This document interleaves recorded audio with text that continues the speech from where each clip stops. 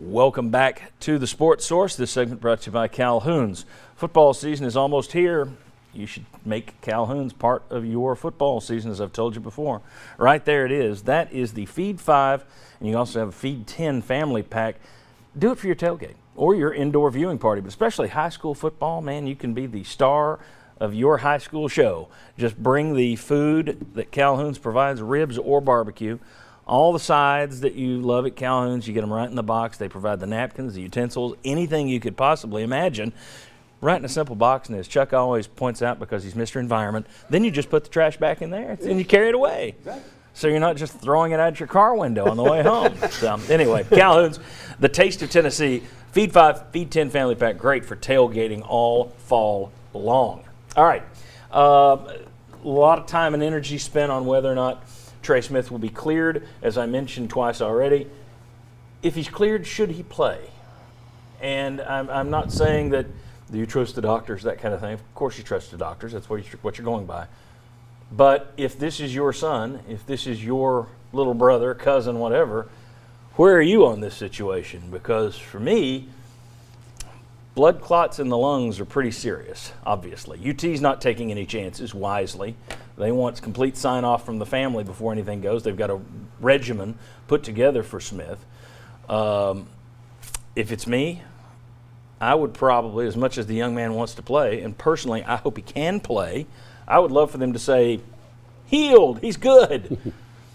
But if it were me, my kid, I'd say it's time to hang up the cleats. And that's just me. Where are you guys on this?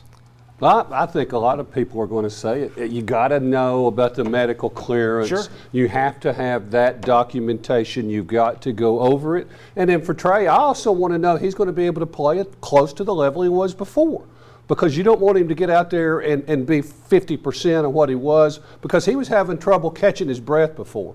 But if everything checks out and you go to all of the experts and you get that approval, I'm going to say yes, let him play. Well, when you're talking about family. Just let him. If that were your son, you'd say, you'd hit him on the rear end and say, get back in there. Okay. Trey, if that's what you want, think about it, pray about it, but yes. Okay. So obviously Chuck makes a good point. You want to have the information. Absolutely. And it changes your confidence level. But when you're talking about family, you don't want to put your kids, you don't want to put your brother or whatever sibling at risk.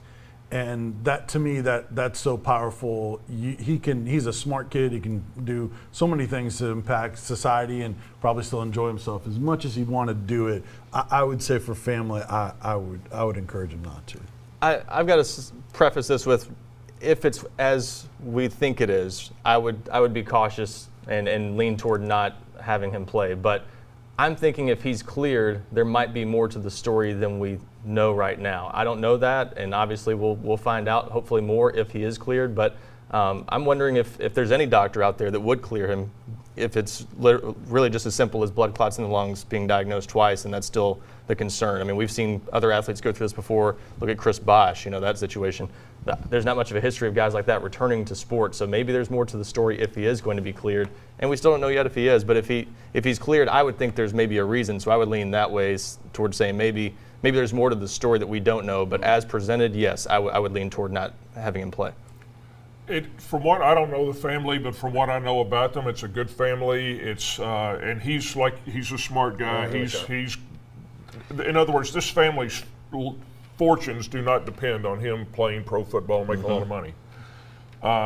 If I were his dad, I would, if the doctors clear him, I would say go for it. But privately, I would be relieved if he said, Dad, I don't want to take the risk. And if they do clear it, to me, it would be almost like a pitcher on a pitch count. It's not like you're going to be out there every snap. You're going to be playing some, and it's going to be a work in progress and gradual, and you're not going to be out there every series. But you got to have all of the medical information with the top experts in the country. And if you get that, then you sit down and talk about it and make the best decision you can at that time. Yeah, the problem is, I think most, when they're 19 or 20, I think most of us, we're all 10 feet tall and bulletproof. None of us think a thing about, wow, this would be stupid if I do this. You just do it. And then when you're 48, you look back and go, I'm lucky I didn't blow Yeah. my leg off doing that or something, you know. So I would expect him to say, I'm ready, let's go. I want to get out there with my teammates. Let's do it. That's why I think UT is being very, very smart. And everyone I've talked to has said that UT is being incredibly cautious on this. And I think that's, one, because they care for Trey Smith, but two, there's a lot of legal concerns You have here to too. be, yeah. If you play this young man and the worst happens or something bad happens, that is not going to bode well for the University of Tennessee football program. And to Jeremy Pruitt's credit, he has played it and placed it in that same way as you mentioned. Yep. Trey wants to play. He's doing everything he can to put himself in a situation to be able to contribute, but he's got to do this, and this. We got to get all the doctors, Right. all the specialists. So he has been in sync with, I think, the way it should. And be it's presented. not a football decision, it's a medical decision. And that's how you look at it. And to Mike's point, I also know there's been several people who were very much involved with Trey when it looked like he probably would not play again. That life after football, you've got a lot to offer, here's lots of things you can do. And so I think he's prepared as much as you could be if that is the outcome. You're glad they found it when they did. Right.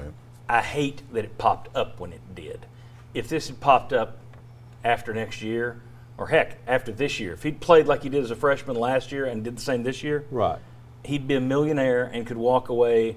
If he found this out as a rookie in the NFL, bye, and he's set for life. I hate the fact that they found this monetarily when they did. Health-wise, obviously, it's good they found it when they did.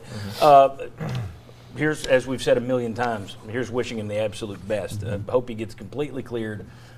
Just thought it was interesting to get, and it sounds like the table is kind of split on whether or not they would want to see him back out there. I mean, if he's out there this fall, I'm not going to be watching. That'll be in my head. It's going to be in my head as I watch these games. I'll be looking at Trey Smith. And unfortunately for him, you talked about the money. That's going to be in the NFL's mind. If he does come back and he's able to participate, that's something they're always going to be really cautious about. Good point. All right. When we come back, this will be kind of interesting. Who's going to be the breakout player for the Vols this year? I've got someone in mind. We'll see if everybody says the same name or if we've got a bunch of different guys. Breakout players. That's next on the Sports Source. Come on back.